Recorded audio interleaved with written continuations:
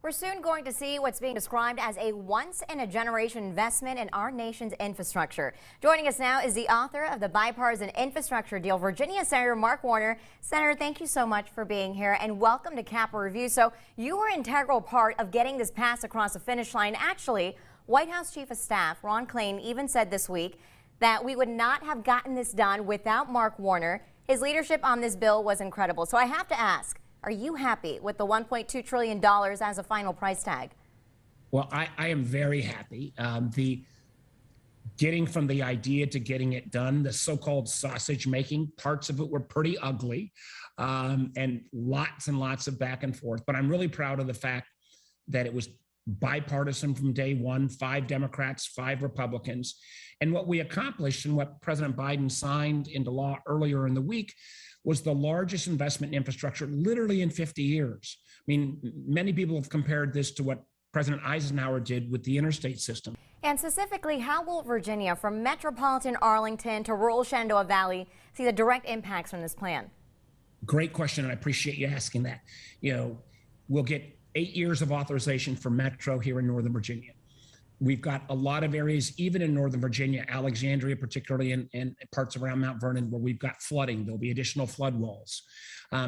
We will double or build a new bridge across the Potomac called the Long Bridge, which will dramatically increase the rail capacity. Part of that will be benefits to VRE customers that go to Manassas or go to Fredericksburg, but it'll also include passenger rail that will increase the number of trains to Richmond, to Roanoke, to beyond Roanoke down to Blacksburg for anybody that might be a Virginia Tech fan. Down in Hampton Roads, again, flooding and resiliency is a big issue. I've been in politics for 20 years in Virginia. I've been saying we got to finish finally I-64 between Richmond and Hampton. That will get done. In far southwest Virginia, we've got a lot of communities that live in Appalachia that still don't have access to clean drinking water. There is a series of water programs. And then 2 things that I think will benefit the whole state. I know we want to try to move towards more electric vehicles, but people are worried about, you know, if I'm going a long distance, will there be a charging station? We put a couple $2 billion now. It'll have to be leveraged with private sector dollars so that there'll be a series of charging stations, which will be in effect the modern equivalent of a new gas station that will pop up around the Commonwealth and around the country. And then finally, for example, we're going to build or buy 25,000 new school buses over the next 5 years in this country. And we have the chance now to have those school buses made in America. And I've got a couple companies in Southern Virginia that I'm trying to help see if they might be the places to make those electric school buses. So I think this is a win-win-win. And then I should, of course, mention the final issue, particularly after COVID. And this is benefits not just to rural Virginia, but there are too many places even in Northern Virginia where, you know, you have to go to a school parking lot to get good broadband connectivity, or even if it's available, it's too expensive. This will make a record $65 billion, which will translate to about $800 billion for Virginia on broadband expansion and affordability. So I think this will be a big win no matter where you live in the Commonwealth. And one of my friends, Republican senators, said, you know what? There's not a Republican or Democrat pothole or broken bridge. They are things we all use as Virginians and Americans, and I think this will be a great investment moving forward.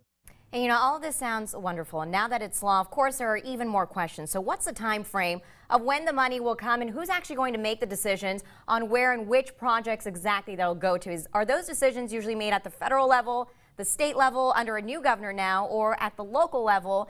And if it is at the local level, should residents then send in their feedback on the places that they'd like to see changes? Well, it really will vary by the program. For the most part, the roads and bridges, those will be made at the state level. That'll be made by our Commonwealth Transportation Board and the Department of VDOT.